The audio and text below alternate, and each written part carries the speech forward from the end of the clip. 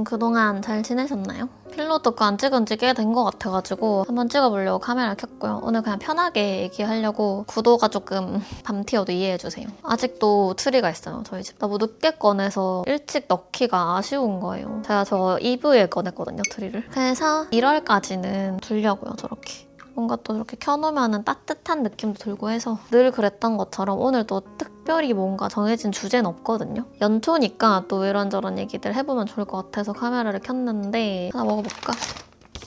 각 잡고 앉아서 얘기를 해보는 게 왜 이렇게 오랜만인 것 같죠? 그래서 그런가 약간 지금 낯가린 것 같아요, 카메라랑. 말린 망고. 요즘에 하는 생각들이 거의 대부분의 문제가 그래도 우리는 사람들이 모여 사는 사회 공동체 속에 속한 구성원이다 보니 이런 관계에 엮여있는 이슈들이 많은 것 같아요. 저도 생각을 해보면 어떤 상황이나 뭐 사건이나 특정한 주제를 타고 가다 보면 결국에는 사람으로 귀결되는 이야기들을 많이 하게 되는 것 같더라고요. 친구라는 게 다 시절 인연이다라는 그런 얘기가 있잖아요. 학교 다니고 이럴 때는 이 말이 진짜 너무 싫었거든요. 왜냐하면 그 말을 듣는 상황이 보통은 친구들이랑 좀 많이 어울리거나 친구 관계를 되게 중요시하는 그런 시기들 있잖아요. 뭐 학창시절이라든지. 근데 이런 얘기를 듣게 되는 경우가 친구들을 되게 소중한 인연으로 생각할 때 주변에서 그런 얘기를 많이 하더라고요. 친구는 시절 인연이다. 그 시기가 끝나면 결국에는 멀어지는 게 친구다. 결국에 남는 거 가족밖에 없다. 약간 이런 식으로. 근데 어느 정도는 이해해요. 왜 그런 얘기가 나오는지도 알겠고. 근데 그때는 그 얘기를 듣는 게 되게 싫었어요. 내가 소중하게 생각하는 인연들을 부정당하는 느낌이 들어서. 그런 말 들으면은 그냥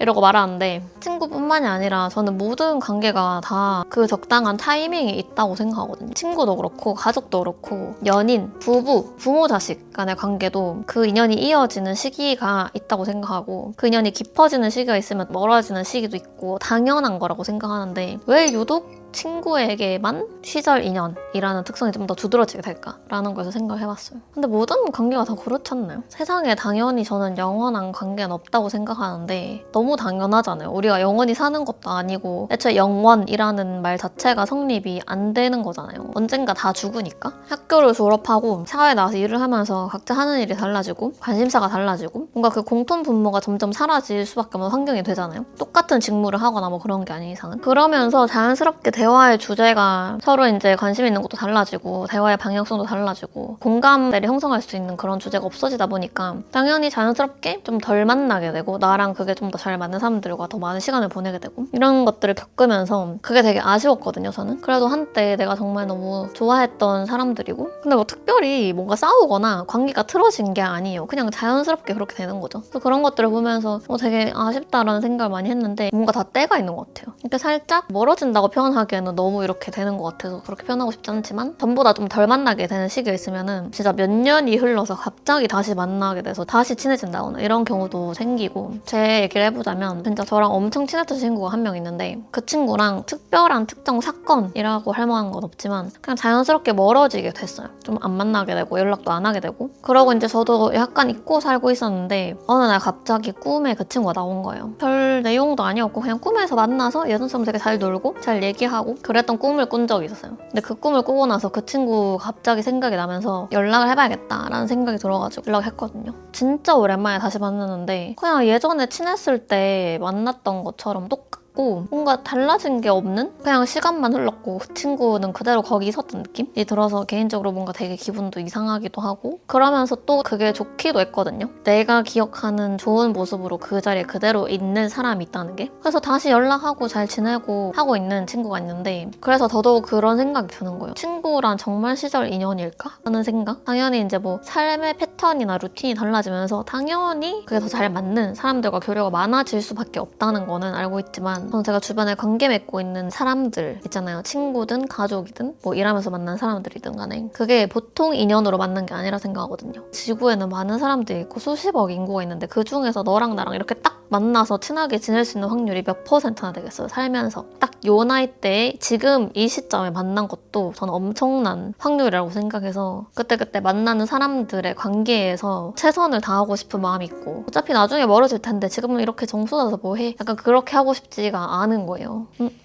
강아지 약 줘야겠다. 잠시만요. 드시고 계세요? 그럼 약 먹을까? 암튼 다시 얘기로 돌아와서 여러분은 어떻게 생각하세요? 친구란 정말로 시절 인연인가? 그럼 여러분이 생각하는 친구의 기준이 따로 있나요?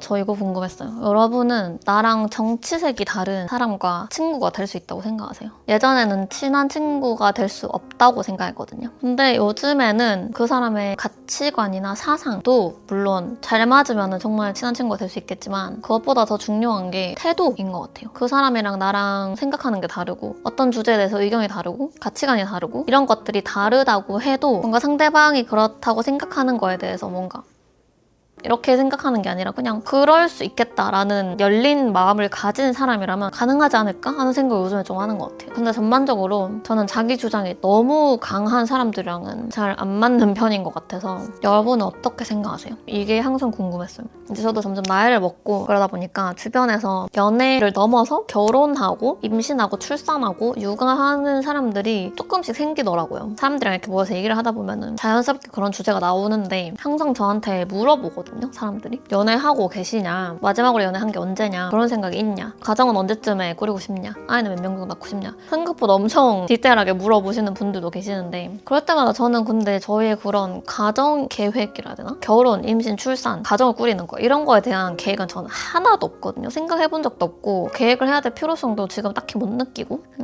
그리고 은연중에 나는 혼자 이렇게 살다가 가지 않을까 하는 생각을 하거든요. 그래서 이런 질문을 받을 때마다 항상 그렇게 얘기하긴 해요. 나이가 찼으니까 이 나이쯤에는 결혼을 꼭 해야겠다. 그럼 지금은 누구를 만나서 연애를 해야 되니까 누구를 소개받아야겠다. 막 이런 조급함이 없다. 왜냐면 저는 결혼을 필수라고 생각하지도 않고 결혼을 하더라도 임신이나 출산에 대해서 꼭 해야겠다라는 생각이 있는 것도 아니기 때문에 사실 그러면 급할 게 없잖아요. 뭐 내가 나이가 많이 들어서 애를 못 낳을까 봐 걱정하고 막 이럴 게 없기 때문에 그래서 이제 그런 조급함이 없어서 내가 지금 누군가를 만나지 않고 있고 결혼을 못할 수도 있겠다라는 생각이 들어도 그런 조급함 없다 이렇게 얘기하면은 다들 막 진짜 네가 사랑하는 사람을 안 만나봐서 그렇다, 진짜 좋아하는 사람 만나면 바로 결혼할걸? 약간 이런 식으로 얘기하시거든요. 근데 저도 알아요. 나 이 사람 아니면 안 되겠다 싶으면 결혼할 수도 있는 거고 그 사람이 너무 좋으면은 이 사람이랑 나랑 꼭 닮은 아기를 낳고 싶을 수도 있는 거잖아요. 사람 일은 모르는 거니까. 전 사람은 입체적이고 날마다 해마다 계속 바뀐다고 생각하거든요. 예전에는 사람은 변하지 않는다라고 생각했던 시절도 있는데 지금은 또 생각이 바뀌었어요. 이렇게 제 생각이 바뀌는 것처럼 계속해서 나도 내가 어떤 걸 좋아하는지 앞으로 어떻게 될지 내 삶이 어디로 흘러갈지 아무것도 모르는 거고 성격도 계속 바뀌는 거고 좀 그렇다고 생각하는데 당연히 바뀔 수 있죠. 그런 생각들이. 근데 그러면서 누군가를 소개해주고 싶어 하시거든요. 왜 연애 안 하냐, 지금 뭐 제일 예쁠 때고 제일 좋을 때고 좋은 사람 만나서 결혼을 해야 될 텐데 연애를 왜 안 하고 있냐고 너무 아깝다 이러면서 계속 누군가를 소개해주고 싶어 하세요. 다들. 저도 그런 얘기 나올 때마다 좋은 사람 있으면 소개 좀 해달라고, 말만 하지 말고 소개 좀 해달라고 하는데 진짜 최고인 사람 있다 그러면 그런 말 하는 거 오케이. 근데 뭐 막상 그런 말 해봤자 소개해줄 것도 아니면서 왜 자꾸 하시는지 모르겠지만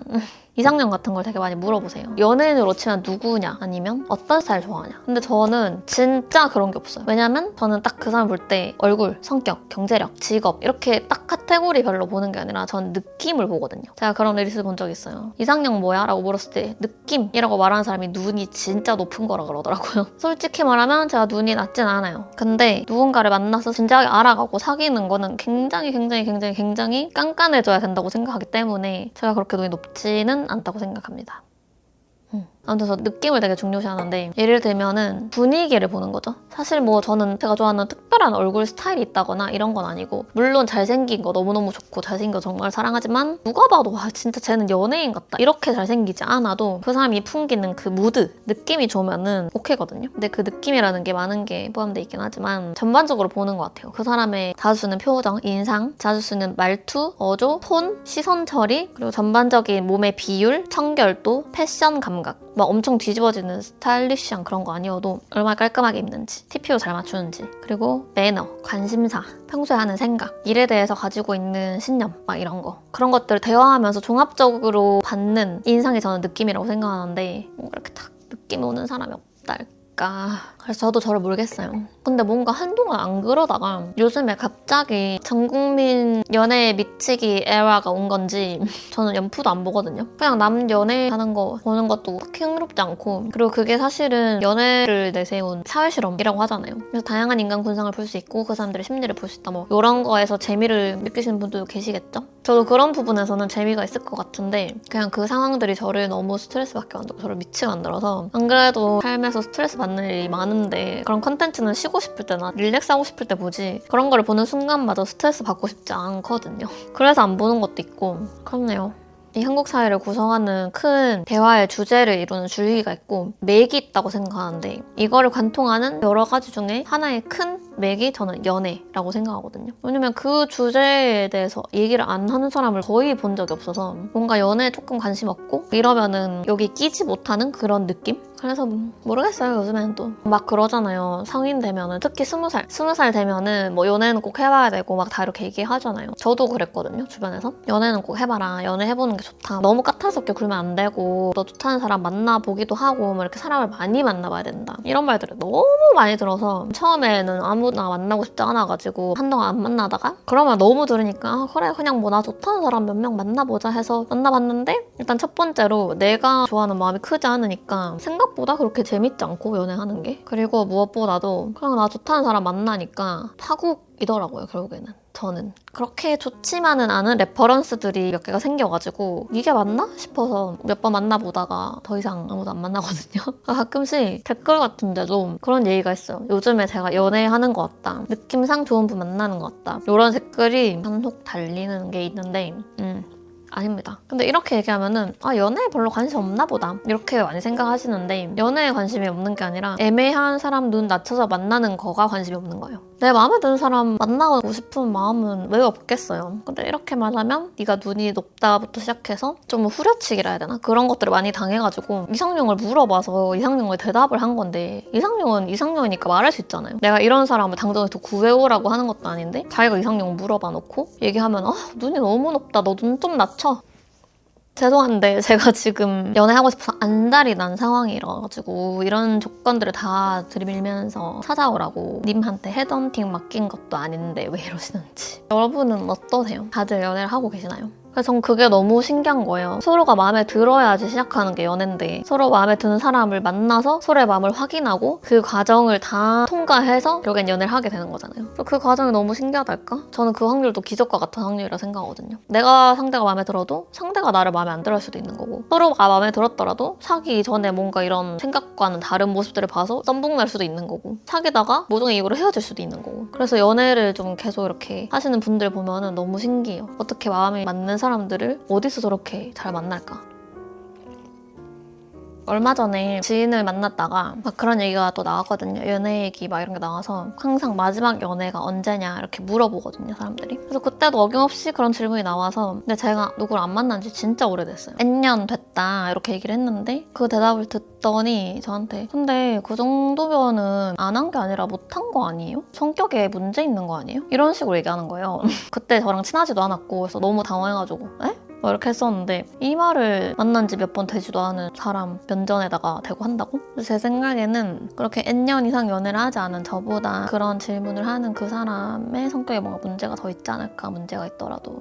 아무튼 뭐 결국에는 그 이후에 이거에 대해서 사과를 받기는 했어요. 근데 그런 생각이 드는 거죠. 연애가 인생의 우선순위 탑3 안에 들어가고 연애가 자기의 인생에 있어서 너무너무 중요한 사람들은, 나 같은 사람들을 보면 저 사람 뭔가 문제가 있어가지고 그동안 연애를 못했나 보다, 뭐가 문제일까, 성격 이상한가 봐 라고 그렇게 생각하는구나. 뭐 어쩌겠어요. 님이 저랑 연애하실 것도 아닌데 무슨 상관이세요. 그리고 맞아요, 저 성격에 문제 있어요.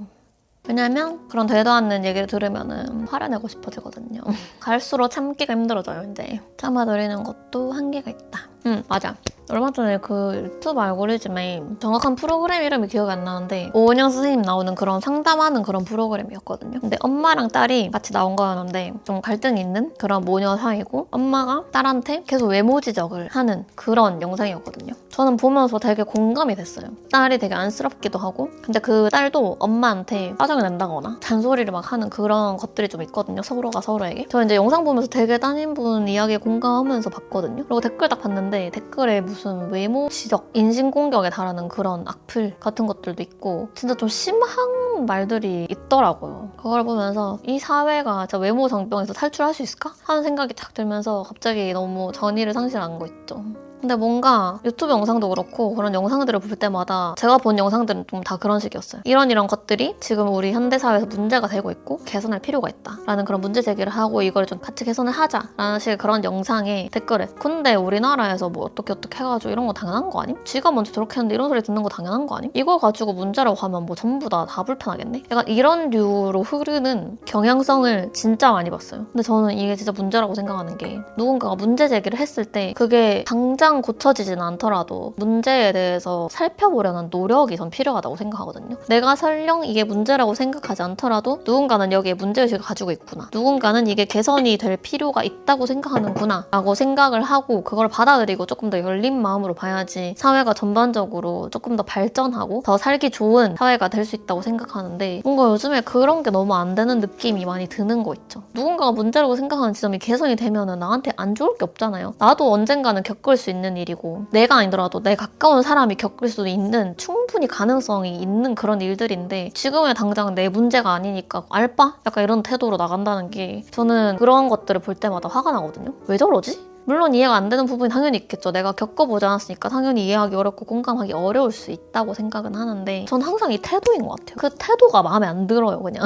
공감이 안 되고 이해가 안 되더라도 그렇구나. 너는 그렇게 느꼈구나. 내가 이해가 안 되면 그냥 난 넘어가면 되는 거야. 거기에 굳이 단기를 들고 회초리질 해가면서 싸울 필요가 없다는 거죠. 저는 많은 갈등이 이 지점에서 일어난다고 생각하거든요. 아닌데? 나는 그냥 팩트를 따지는 건데? 이거 문제가 아니에요. 그냥 상대방 말을 들으려는 노력조차 안 한다는 태도의 문제인 거고 근데 이게 그냥 사회의 이슈, 사회 문제, 뭐 제도의 허점 이렇게 큰 범위까지 막 보지 않더라도 개인과 개인 사이의 문제로 봤을 때도 전 되게 비슷하다 생각하거든요. 예를 들면은 자식 세대가 부모님 세대랑 대화를 할 때 이런 류의 커뮤니케이션 양상이 많이 드러난다고 생각하는데 자식 입장에서 자라오면서 느꼈던 문제점이나 부모님에게 문제 제기를 할 수 있는 거잖아요. 나는 이렇게 느꼈고 그래서 내가 기분이 어땠고 이거를 얘기하면은 당장 어떻게 하자는 게 아니라 어떻게 보면 저는 그게 공감을 얻고 싶은 위로받고 싶은 마음이라고 생각하는데 당장 뭔가를 뭐 바꾸자 이게 아니더라도 근데 거기에다가 대고 나는 그런 적 없는데? 나한테는 해당 안 되는데? 난 기억 안 나는데? 약간 이런 식으로 대응하는 그런 양상을 띠는 대화들을 굉장히 많이 하고 있는 것 같아요.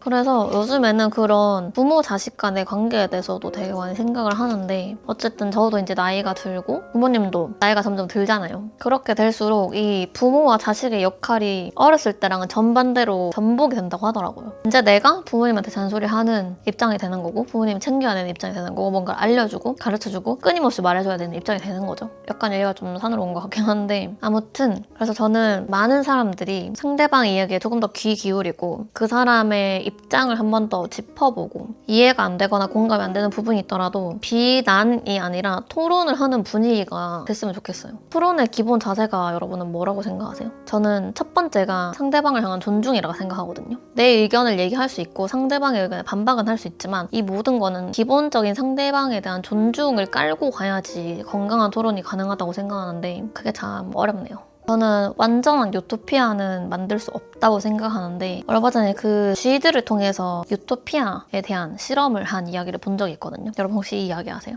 쥐 무리들을 한 곳에다가 모아놓고 그들에게 필요한 모든 것들을 제공하는 거예요. 따뜻한 보금자리, 먹을 음식, 충분한 물 이런 것들 그리고 외부의 위험도 어떤 것도 없고 그래서 처음에는 이 쥐 왕국에 번영이 찾아오는 것 같고 번성하는 것 같지만 결국에는 이 무리가 몰락을 했다라는 그런 실험이거든요. 그래서 이 실험을 통해서 좀 어떤 것들을 볼 수 있나 이 실험에서도 되게 강조하는 게 관계의 중요성이더라고요. 쥐들의 왕국이 왜 무너졌나를 보면은 처음에 이제 외부에서 오는 위협, 그런 위험 상황들이 없다 보니까 지킬 필요가 없게 되고 이런 위험이 사라지면은 역할이 사라지는 거잖아요. 그래서 각자가 해왔던 그런 역할들을 하지 않게 되고 그 역할들이 존재하지 않다 보니까 이 개체들이 서로 간에 상호작용을 하지 않고 서로에게 의지하지도 않고 갈등도 생기지 않는 얕은 관계가 되는 거고 이것이 결국에는 관계의 붕괴를 불러와서 이 쥐 유토피아 왕국이 아예 몰락을 해버리는 그런 실험인데 실험인데요. 이 G 실험에 다양한 시사점이 있다고 생각하는데 제가 집중해서 봤던 거는 이 관계에 대한 거였고, 그리고 두 번째가 위험, 갈등의 필요성에 대해서 다시 한번 생각을 해보게 되더라고요. 그런 말들 있잖아요. 인생에서 위기나 고통은 가능하면 안 겪고 최대한 피해가는 게 좋다. 저도 안 겪고 싶고 최대한 피해가고 싶거든요.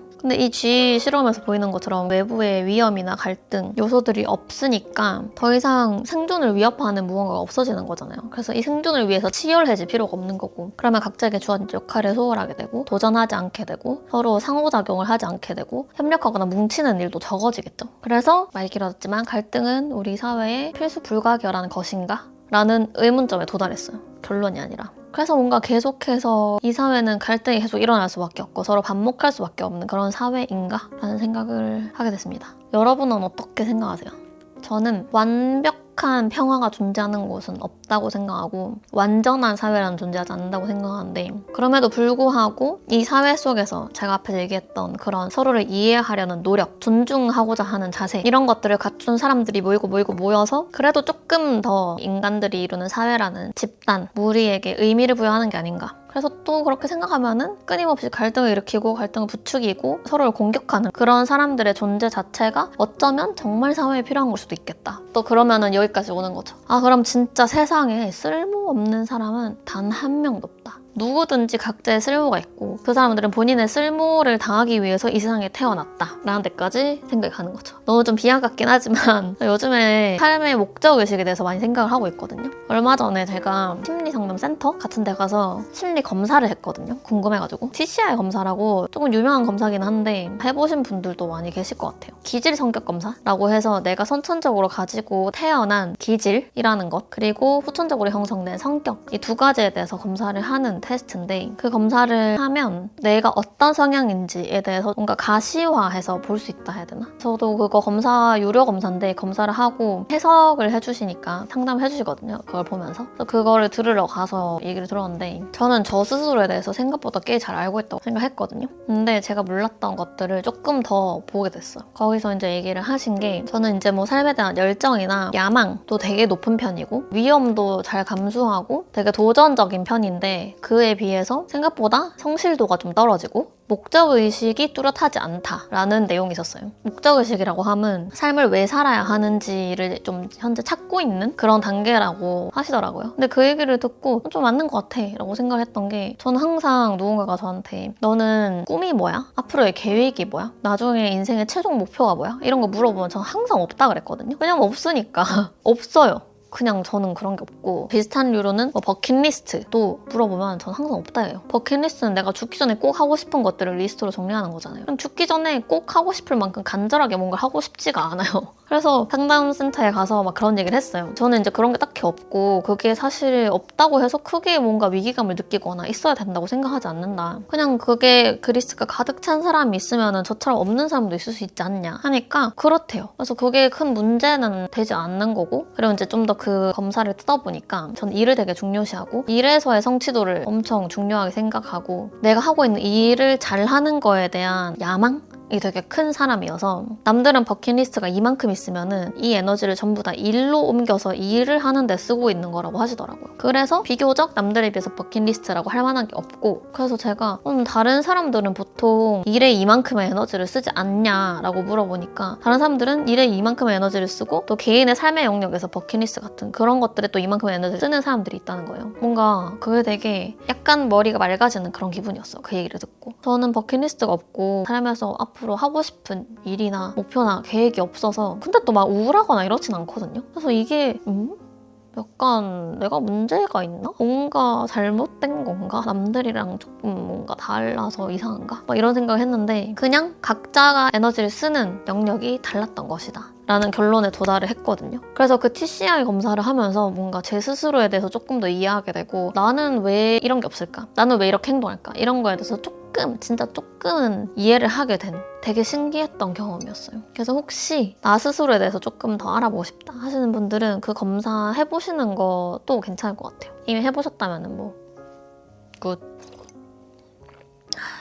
저 약간 이런 사람들이 어떤 행동을 할 때 어떤 심리 때문에 어떤 요인들이 작용해서 그 행동으로 이어질까에 대해서 생각해보는 거 되게 좋아하거든요. 가끔 이제 그런 사람들 만나잖아요. 살다 보면 좀 저 사람은 왜 저렇게 행동하지? 왜 저렇게 생각하고 저런 식으로 말하지? 이런 사람들을 보면은 물론 그것도 철저하게 제 입장에서 이해가 안 되는 부분이긴 하겠지만 그런 일반적인 수준을 넘어서서 뭔 말하는지 아시죠, 여러분? 그러니까 그런 경우일 때 그 사람이 그렇게 행동하게 된 배경이 뭘까가 너무 궁금한 거예요. 그래서 막 그런 거 물어보거든요. 유년 시절이라든지. 근데 실제로 그렇게 얘기를 쭉 듣다 보면은 이 사람이 왜 이렇게 생각하고 왜 이렇게 행동하는지 이해가 되는 부분들이 생기더라고요. 그래서 또 다시 한번 그럴 때마다 그런 거 느끼는 것 같아요. 내가 그냥 이 사람이 이렇게 행동하는 단순한 표면적인 부분만 보고 이 사람은 이럴 것이다 저럴 것이다 라고 생각을 했는데 알고 보니까 이러한 내막이 있었고 그 내막은 이 사람이 얘기하지 않았으면 절대 모르는 부분들이잖아요. 그래서 항상 저는 누군가가 무슨 행동을 했을 때 그 뒤에 내가 모르는 비하인드가 있다고 생각하거든요. 그래서 진짜 이해 안 되는 정말 이상한 행동을 하는 사람이 있어도 그냥 뭐 범죄가 아닌 이상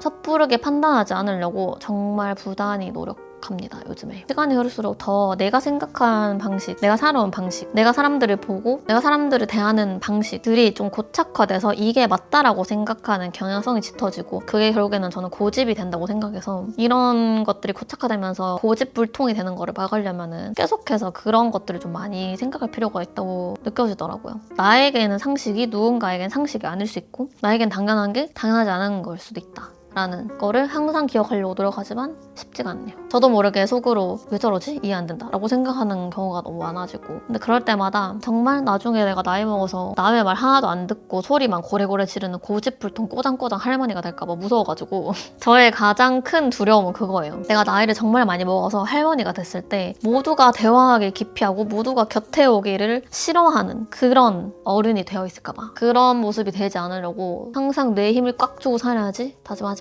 쉽지 않다는 거. 이거를 이제부터 인생 목표로 삼아야겠어, 오늘부터. 얘기를 하다 보니까 인생의 목표가 생겨버렸네. 사실 저는 엄청 장수하고 싶은 마음이 있진 않거든요. 하지만 그래도 만약 할머니가 된다면 그런 할머니가 되고 싶다. 여러분이 되고 싶은 할머니상, 할아버지상이 있나요? 요즘에 저 스스로의 제가 가지고 있는 성격적인 부분들이나 기질, 단점, 장점 이런 거에 대해서 많이 생각을 해보게 되는데 생각을 하면 할수록 뭔가 예전에 비해서 나 자신을 조금 더 잘 알고 있다는 생각이 들기도 하면서 또 동시에 정말 아이를 낳지 말아야겠다 라는 생각이 좀 더 견고해지는 것 같아요. 이게 왜냐면 만약에 내가 내 아이를 낳는다면 나는 얘를 엄청나게 통제하면서 키우고 싶어하고 내가 원하는 이상적인 아이로 키우고 싶어 할 거라는 생각이 들어서 그렇게 하면 안 된다는 것도 알고 그거를 내려놔야 된다는 걸 알지만 내려놓지 못하는 그런 강박적인 측면이 있는 걸 제가 알기 때문에 심리적으로 억압받고 통제당하는 그런 어른으로 자랄까봐 너무 멀리 갔죠? 하지만 진짜요. 진짜 그게 그렇게 될까봐 무서워가지고 아직 태어나지도 않은 세상에 존재하지 않는 사람이지만 한 사람의 인생을 내가 그렇게 망칠 수도 있기 때문에 부모가 된다는 건 전 그런 거라고 생각하거든요.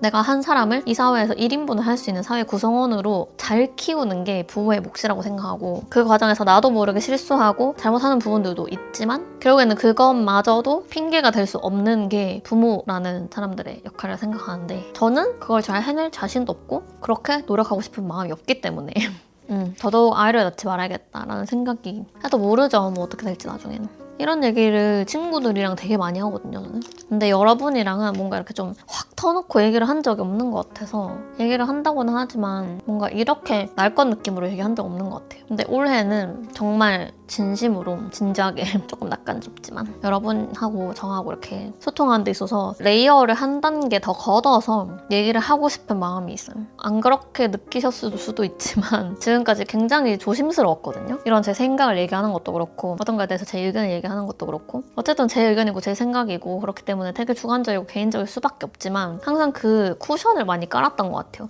이건 제 생각이고 누군가는 그렇게 생각하지 않을 수 있고 이 말에 상처받을 수 있는 사람이 있을 수도 있겠다라는 생각 때문에 항상 되게 말을 좀 골라서 하려고 노력을 했던 것 같은데 근데 여러분은 똑똑한 성인이기 때문에 알아서 다 골라 들으실 거라 믿고 좀 더 솔직한 제 생각들을 가감없이 얘기를 하고 싶은 마음이 있어요. 그래서 인스타로 무물할 때는 좀 이런 걸 조금 더 많이 드러내놓고 얘기하는 것 같기는 한데 유튜브는 아무래도 제 인스타보다는 불특정 다수가 많이 볼 수 있는 공간이고 그리고 저의 이런 히스토리를 잘 아시는 분들도 계시지만 딱 하나의 영상만 보시는 분도 있기 때문에 다 사람마다 받아들이는 게 다르다 보니까 더 조심스러워지긴 하지만 그렇다고 조심 안 하겠다는 뜻 아닌 거 아시죠? 약간 이런 이런 식으로 계속 얘기하게 되는데 무슨 말인지 아시죠? 그래서 올해는 조금 더 많은 이야기들을 같이 해볼 수 있으면 좋겠다. 저는 막 웃긴 얘기하고 막 생각 없이 깔깔깔 웃고 이런 것도 너무 좋아하거든요. 진짜 한없이 가벼운 얘기 너무 좋아해요. 근데 딥해지려면 한없이 딥한 얘기를 하는 것도 재밌거든요. 실제로 친구들을 만났을 때 하는 얘기처럼 그런 관계를 만들고 싶어요.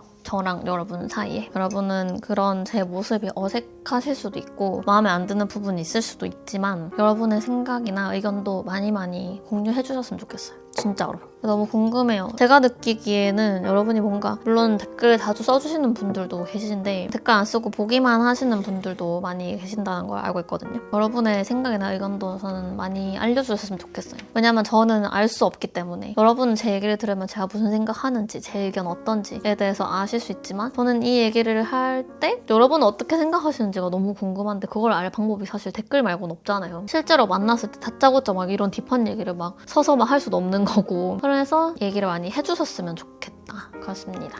또 얘기를 하다 보니까 시간이 훌쩍 갔네. 그리고 또 있다. 연초다 보니까 고민도 많이 하실 것 같고 여러 가지로 각자가 가지고 있는 그런 개인적인 사정들이 있잖아요. 우물할 때마다 항상 그런 얘기들이 오거든요. 본인이 지금 고민하고 있는 문제나 저라면 어떻게 했을 것 같은지 물어보거나. 근데 요즘에 막 유튜브나 인스타에서 되게 많이 보이는 류의 영상 중에 하나가 30살 전에 꼭 해야 되는 것들. 아니면 몇 살까지는 이거 안 하면 진짜 후회한다. 막 이런 것들 있잖아요. 저도 이제 다시 돌아가면 하지 않을 것들. 이런 영상들 만들긴 했지만 전 특히 그 나이를 콕 집어서 이 나이 때까지 무조건 이거 해야 돼. 이거 안 하면 무조건 후회해. 이런 류의 영상이 뭔가 제가 느끼기에는 그렇게 건강한가? 하는 생각이 좀 들어가지고 그래서 그런 것들 보고 너무 흔들리지 않으셨으면 좋겠어요. 그것도 다 얘기하시는 분들의 입장에서 개인적인 생각을 얘기한 거기 때문에 그냥 내 상황에 맞게 적용하면 되는 거고 아 나는 이렇게 안 했는데 잘못된 건가? 아니면 나는 이런 행동도 했는데 하면 안 되는 건가? 너무 그런 것들을 기준으로 삼지 않았으면 좋겠고 그리고 요즘에 정말 많이 느끼는 거지만 사람들이 확실히 뭐 예전에도 그랬지만 더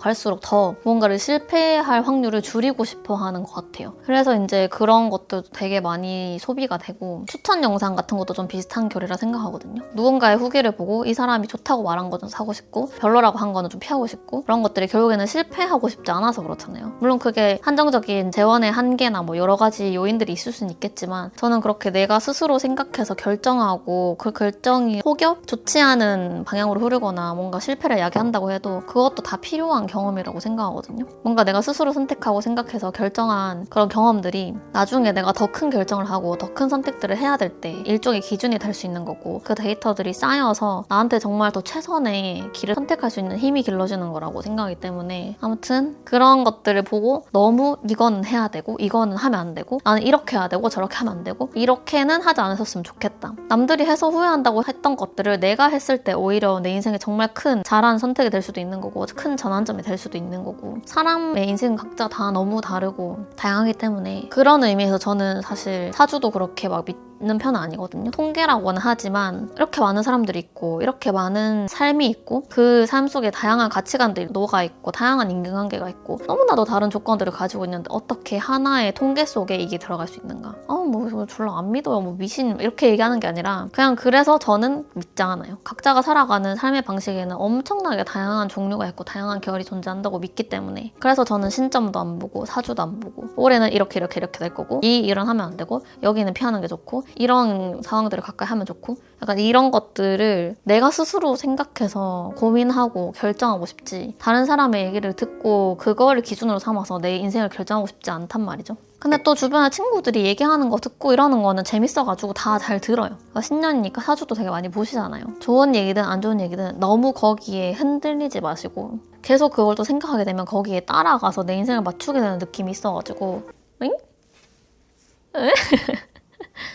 아무튼 다들 주체적인 삶을 사시길 바라면서 오늘의 횡설수설 필로 토크 여기까지 급 마무리 해보겠습니다. 되게 주제를 다양하게 많이 얘기해가지고 어떤 타이틀로 올라가게 될지는 모르겠는데 혹시나 너무나도 빠른 주제 전환 때문에 어지러우셨다면 죄송하고 이거 전부 어디까지나 제 생각이고 제 의견인 거 아시죠? 혹시나 안 맞는 부분이 있더라도 그냥 스루하시면 됩니다. 제가 얘기하는 모든 것들이 정답은 아니니까요. 오늘 영상도 끝까지 봐주셔서 감사드리고 저희는 또 다음 영상에서 다시 만나도록 합시다. 조금 늦은 감이 있긴 하지만 여러분 다들 새해 복 많이 받으시고 또 파이팅 넘치는 한 해 보내시길 바랄게요. 안녕!